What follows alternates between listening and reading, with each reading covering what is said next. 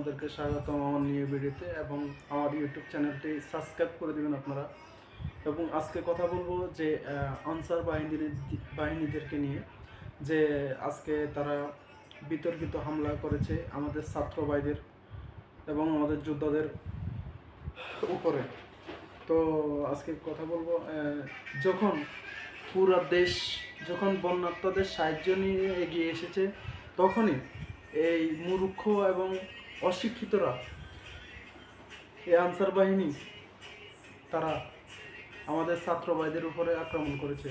এবং তাদের দাবি, এত 16 বছর ধরে কোথায় ছিল তাদের দাবি? এতগুলো দাবি কোথায় ছিল তাদের? আমি এটা জানতে চাই। এতদিন কেন চুপ ছিল? তাহলে এই 15 দিন এই সরকার, নতুন সরকার এসে কি করতে পারে?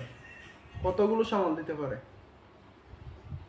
পুরো দেশকে তারা এখন বন্যার্তদের নিয়ে সাহায্যে এগিয়ে এসেছে, সেখানে আমাদের কিছু অশিক্ষিত এবং যারা বলতে পারে আওয়ামী লীগ স্বৈরাচারের যে পালিত কুকুরও বলতে পারি আমরা, যে তারা তাদেরকে এখন নামিয়ে দিচ্ছে দেশকে আরো নৈরাজ্যের দিকে ঠেলে দিতে।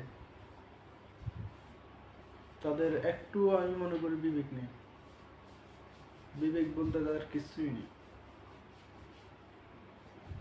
অবশ্যই আপনারা, আর আমি ছাত্র ভাইদেরকে বলবো, সবাই মাঠে থাকুন এবং এই দেশকে রক্ষা করুন। এটা আপনাদেরই দায়িত্ব এখন বর্তমানে। আসসালামু আলাইকুম।